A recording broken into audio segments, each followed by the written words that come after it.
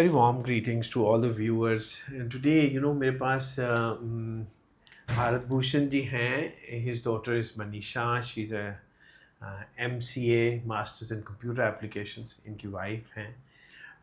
भारत भूषण जी को एक टांग में अल्सर था जो इनको 6 महीने पहले पता चला.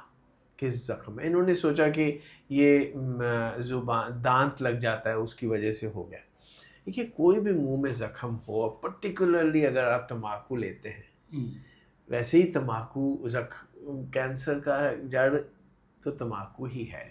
सब लोग शायद जानते भी हैं मगर आदत पड़ जाती है और छोड़ नहीं पाते. अब रजनीगंधा के साथ वो तम्बाकू लेते थे तो माउथ हाइजीन तो ख़राब हो ही जाती है, साफ ही पता चलता है.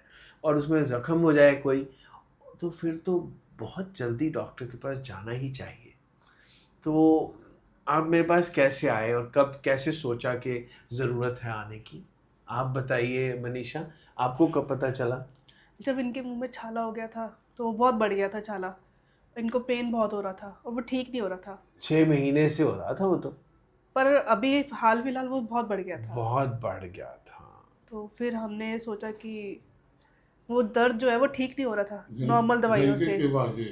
डेंटिस्ट के पास गए. डेंटिस्ट के पास गए. उन्होंने रेकमेंड करा कि आप आगे जाके ऑन्को सर्जन को दिखाइए, दिखाइए. सर्जिकल ऑन्कोलॉजिस्ट को दिखाइए. फिर आप सीधा ही मेरे पास ही आ गए. हाँ जी. मैंने ही बायोप्सी लिया इनका. हाँ जी, आपने हमने लिया. बायोप्सी लिया. Very well. देखिए, एक तो आपका पूरा मुंह नहीं खुलता था. फिर हमने वो बहुत ही गहरा एक ज़ख्म था ज़ुबान के ऊपर, बहुत गहरा ज़ख्म था और साफ ही हमको देख के ही पता चल जाता है कि कोई शक नहीं है इसमें कि कैंसर है. मगर फिर भी प्रोटोकॉल वाइज हम ज़रूर एक बायोप्सी तो लेते ही हैं, एक MRI करते हैं, एक पेट स्कैन करते हैं. ये 2-3 टेस्ट ज़रूरी होते हैं. ज़ुबान के कैंसर के लिए MRI बहुत ज़रूरी है, देखने के लिए कि वो गहराई में अंदर कहाँ तक जा रहा है. तो इनका जो ट्यूमर था वो था तो राइट साइड ज़ुबान के, मगर वो मिड लाइन तक जा रहा था. मिड लाइन तो को भी क्रॉस कर रहा था अंदर गहराई में. और फिर हमने पेट स्कैन किया. पेट स्कैन में बताया कि गांठें भी कुछ इन्वॉल्व हैं. सो देन वी डिसाइडेड फिर कि इनका क्या ऑपरेशन करना है. फिर आपके बड़े इंटेलिजेंट क्वेश्चंस थे, तो मैं चाहता हूँ कि आप वही क्वेश्चंस मुझे दोबारा पूछिए ताकि जो भी हमारे लिसनर्स हैं उनको कुछ समझ आए कि ये क्या बीमारी है और इसका हम कैसे इलाज करते हैं. आप पूछिए, बताइए अभी कोई क्वेश्चंस क्या थे आपके? बेसिकली मैं यही जानना चाहती थी कि why we are doing this, और ऐसा क्यों है कि हम जो फ्लैप लगा रहे हैं उसका क्या यूज़ है और क्यों होता है वो ऐसा. Very well. सो आपका क्वेश्चन ये था कि अगर पहले तो लोग डरते हैं कि ज़ुबान निकाल देंगे तो हम बात कैसे करें. देखिए, हम ज़ुबान तो नहीं निकालेंगे, हम ट्यूमर निकालेंगे. जो ट्यूमर से ज़ुबान जितनी ख़राब हो ही चुकी है उसको तो बचाया भी नहीं जा सकता. सो जितना भी ट्यूमर के साथ, आप अगर 1 सेंटीमीटर ट्यूमर के साथ आएंगे हमारे पास तो हम 1 सेंटीमीटर के अराउंड 1.5 to 2 सेंटीमीटर निकाल देंगे. अगर आप इतनी लेट आएंगे तो फिर तो हम आधी से ज़्यादा ज़ुबान निकालनी पड़ जाएगी, क्योंकि इनका तो ट्यूमर 5 सेंटीमीटर से भी बड़ा था. 5-6 सेंटीमीटर ट्यूमर और डेप्थ में वो मिड लाइन तक चला गया था. तो उतनी ज़ुबान निकालनी ही पड़ेगी. सो मत सोचा जाए कि हमने ज़ुबान निकाल दी, हमने तो ट्यूमर निकालना है और साथ में जड़ें निकालनी है. तो उसके बारे में आपको कुछ ज़्यादा क्वेश्चंस नहीं थे कि जड़ें तो निकालनी है नेक में से और ज़ुबान उतनी निकालनी है जितनी के कैंसर से ख़राब हो चुकी है. सो आपका क्वेश्चन ये था कि रिकन्स्ट्रक्ट क्यों करेंगे. सो वाई, आप क्यों इस बारे में चिंतित थी कि रिकन्स्ट्रक्ट क्यों करेंगे?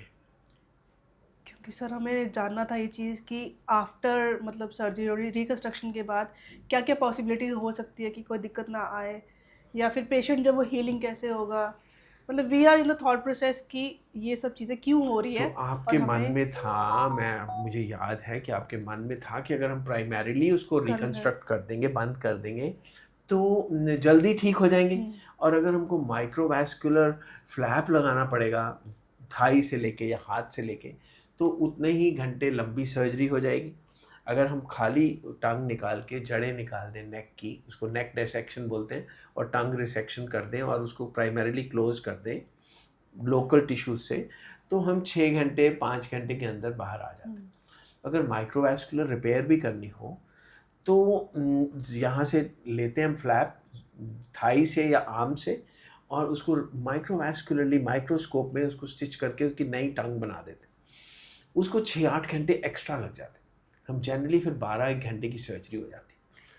तो हमने आपको बताया कि अगर तो टंग मूव करने लायक होगी निकालने के बाद, कि फ्लोर माउथ अगर इन्वॉल्व नहीं हुआ, अगर तो मूव करेगी निकालने के बाद, तब तो हम कंस्ट्रक्शन माइक्रोवास्कुलर फ्लैप नहीं लगाएंगे।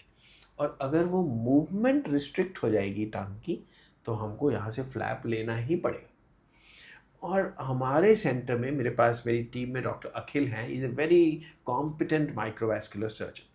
देखिए मेरे को 40 साल हो गए इस ऑपरेशंस करते हुए, but he is one of the best microvascular surgeons which whom I fortunately have in my team. So हमारा नियरली 100% रिजल्ट्स है कि हमारे जितने भी हमने 50 से ज़्यादा माइक्रोवास्कुलर रिपेयर किए हैं over the last 2 years or so, कोई भी फेल नहीं हुआ आज तक। सो आई हैव कॉन्फिडेंस कि जहाँ ज़रूरत होगी हम माइक्रोवास्कुलर रिपेयर करेंगे। सो इनका हमने पहले प्राइमरीली रिपेयर किया, पर देखा कि ज़ुबान हिल नहीं पा रही है ज़्यादा। So then we came out and told you कि नहीं माइक्रोवास्कुलर ज़रूरी है, and you said most welcome, go ahead. So फिर हमने माइक्रोवास्कुलर किया। ये पूरी रात के 9 बजे के करीब निकले, 10 बजे बाहर, सुबह 9 बजे शुरू किया था।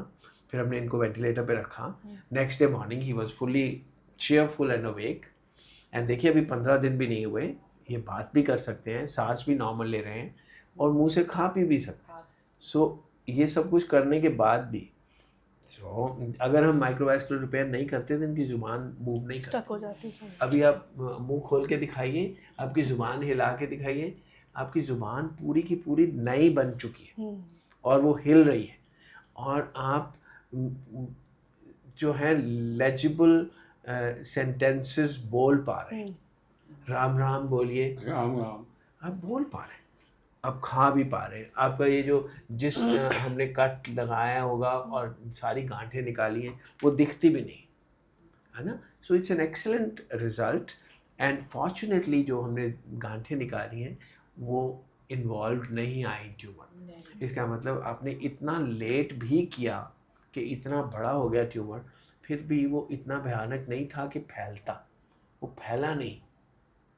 सो इनकी स्टेज बनेगी T3 का मतलब इनके केस में स्टेज 3। सो स्टेज 3 में रेडिएशन तो ज़रूरी है, मगर कीमो देंगे साथ में कि नहीं, चांसेस आर लेस।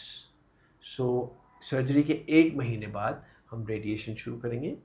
रेडिएशन कुछ 6 वीक्स की होगी। उसके बाद we will keep him under observation. Every 3 months हम आपको मिल लिया करेंगे, और फॉर 2 years, जनरली 2 साल तो कुछ नहीं होता तो बस कुछ नहीं होता, ठीक है। 5 years के बाद तो हम ऑलमोस्ट डिक्लेयर कर देते हैं कि he is cured. Any other questions which you have Manisha? क्योंकि आपने काफ़ी पढ़ा हुआ था इसके बारे में। I really admire and appreciate you. नहीं पसंद। आप खुश हैं? आर यू हाँ जी, हैप्पी? हाँ। कोई तकलीफ नहीं आई? नहीं। हम मेरे ख्याल 3-4 दिन आपने मतलब जो हम discharge सोच कर के दिया। आए थे सर वो अचीव हो गया। हमें ये लग रहा है कि हम आपके ऊपर ट्रस्ट करके आए थे, वो हमें मिल गया।